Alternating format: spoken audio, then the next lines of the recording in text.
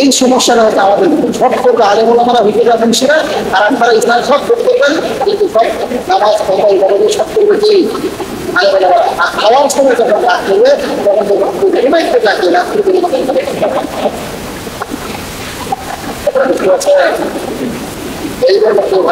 আল্লাহ তাআলার ইবাদত আমাদের কি করতে হবে? সঠিকভাবে ইবাদত বন্দেগী হচ্ছে আমাদের নিজের জন্য, তার জন্য নিজের জন্য। আমার আল্লাহ রাব্বুল আলামিন সূরা 4 নম্বর সূরা 103 নম্বর আয়াতে আল্লাহ রাব্বুল আলামিন বলছেন সূরাতুন নিসা, আল্লাহ রাব্বুল আলামিন বলতেছেন ইন্নাস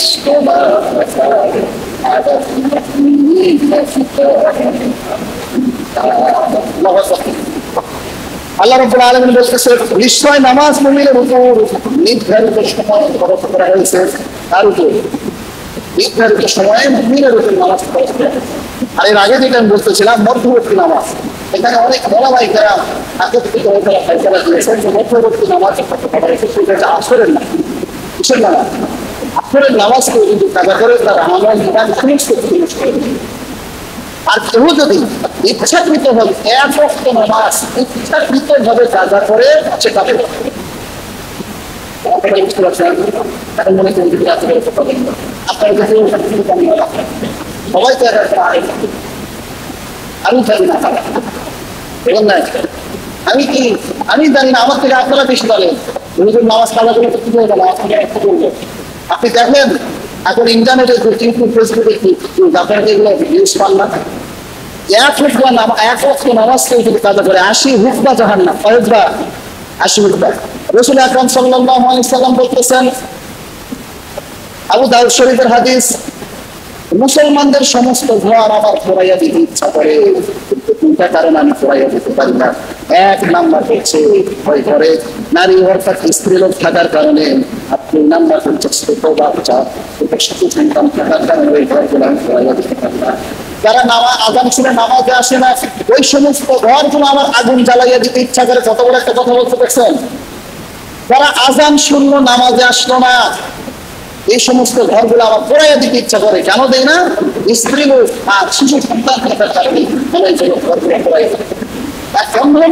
আল্লাহ রাসূলের কাছে এসে বলতেন, ইয়া রাসূলুল্লাহ, ইয়া রাসূলুল্লাহ, আমি তো অন্য মানুষ, আমি তো মসজিদে আসতে পারি না, আমি তো দেখতে পাই না কিছু, আমাকে কি রসুল দেওয়া যায় না আমাদের জন্য? রাসূল আকরাম সাল্লাল্লাহু আলাইহি ওয়াসাল্লাম বলতেছেন, ঠিক আছে যাও, তোমাকে রসুল দেওয়া হলো, তুমি বাড়িতে গিয়ে নামাজ করবে, এগুলোকে তুমি মসজিদে আসতে পারো না, অর্থাৎ বাড়িতে তুমি আযান দেওয়ার সঙ্গে সঙ্গে নামাজ পড়ে নেবে। ওই অন্ধ লোকটা কিছু দূর আগাইলেন, রাসূল আকরাম পিছন থেকে ডাক দিয়ে বললেন, হে অন্ধ এদিকে আসো। আসার পরে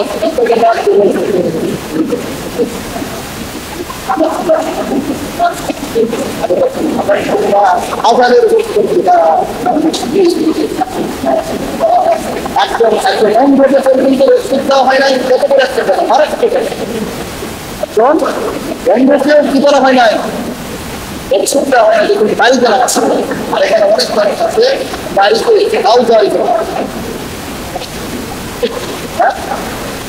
হচ্ছে ইবাদতের ঘর, আল্লাহর ঘর, এখানে এসে নামাজ পড়তে হবে। আউজারি করে বাড়িতে নামাজ পড়ে আমাদের যদি আপনি নামাজ পড়তে পারেন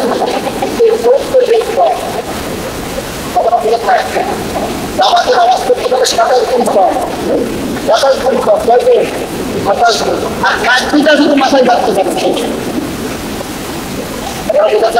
তাহলে গাড়ির নামাজ করে আপনি কয় দিন পারেন?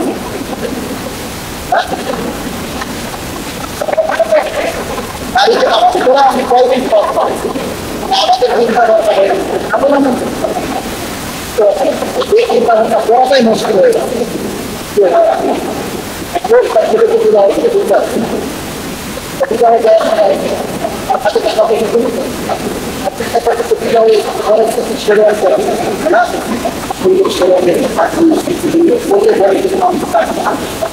ওই দিন দলকে ছাড়া পরিবেশকারী হয়, ওই দিনের প্রধান ফিটনেস কিন্তু তাকে ঘিরে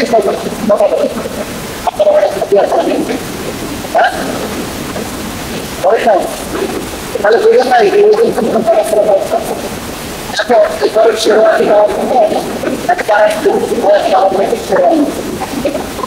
তোমাদের সাথে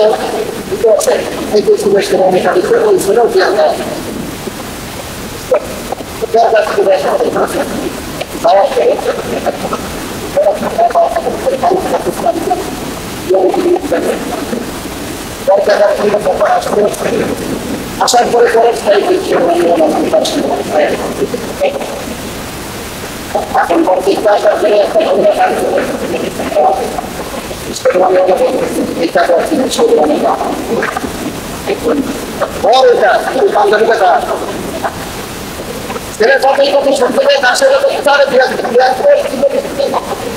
মানুষের সামনে কথা বলে দিচ্ছিল